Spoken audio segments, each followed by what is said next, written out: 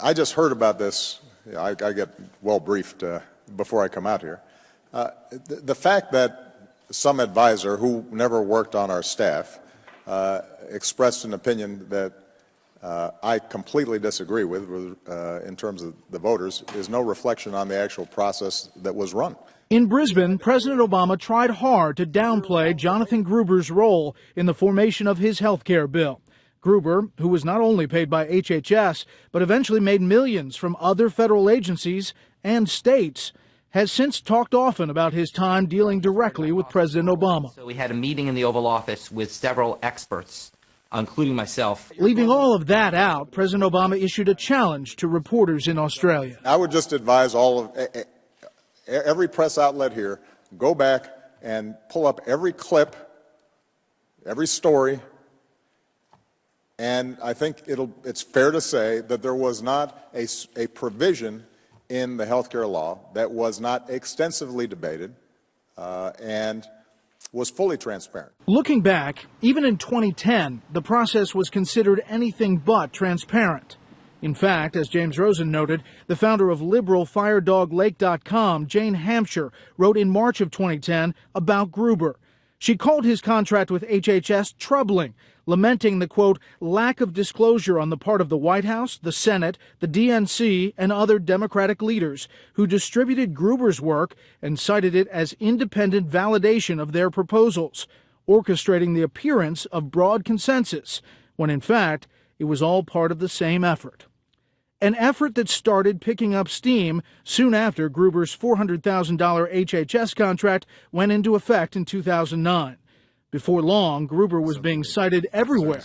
On Capitol Hill. According to Gruber, who has been our guide on a lot of this, it's somewhere in the vicinity of an $8 billion cost. And in the press. In early November 2009, Gruber released his House health care bill analysis, which was picked up by then Washington Post columnist Ezra Klein, under the blog title, Massachusetts Provides Evidence That Healthcare Reform Lowers Insurance Premiums. MIT health economist John Gruber sends along a paper looking at premiums under the new House plan. The White House blog then quickly linked to Klein's post and praised Gruber's, quote, objective analysis, which then made its way back up to Capitol Hill. And still no mention that Gruber was working for HHS. I don't know if you have seen Jonathan Gruber of MIT's analysis of what the comparison is to the status quo versus what will happen in our bill. 2 weeks later came Gruber's analysis of the Senate version of the health care bill. That was picked up by Atlantic's Ron Brownstein in a piece called A Milestone in the Health Care Journey. In it, Gruber is quoted, sourced this way. Quote, Gruber is a leading health economist at the Massachusetts Institute of Technology who is consulted by politicians in both parties. Nothing about his HHS contract or any other consulting with the administration or Congress on the bill.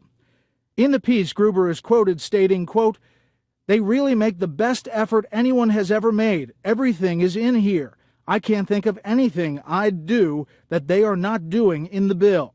You couldn't have done better than they are doing. Firedog Lake's Jane Hampshire writes, the DNC sent out that Brownstein column in its entirety, one of some 71 emails the party sent out touting Gruber's work. Mike Allen of Politico had this post in his playbook the next day under the heading, Obama makes Ron Brownstein blog post mandatory reading for the West Wing, saying all senior staff and anyone involved or covering health care should see the piece. Allen's post was in turn cited by the White House blog, and soon Gruber was being celebrated on the Senate floor. Massachusetts Institute of Technology's Jonathan Gruber is one of the most respected economists in the world.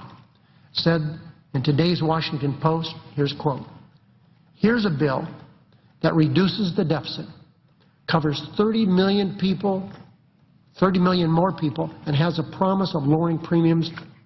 Pretty good statement. That op-ed Gruber wrote in the Washington Post laid out his analysis of the cost of the bill. And here's how he was identified at the end.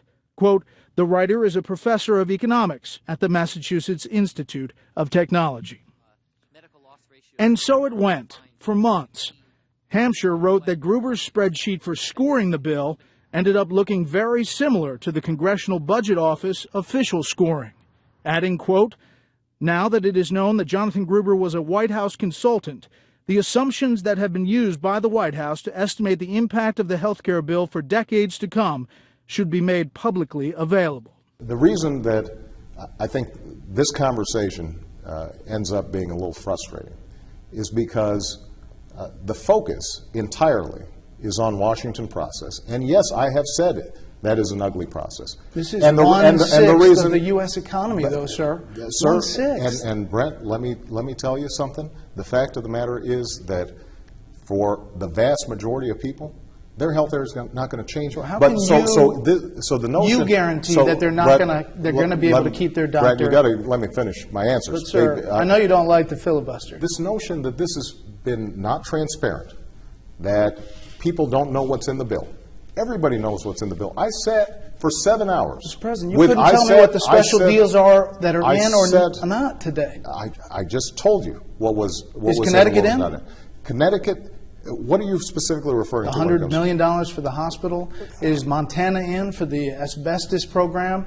Listen, there are people, this is real money. Absolutely. People are worried about this stuff. And as I said before, the final provisions are going to be posted for many days before this thing passes.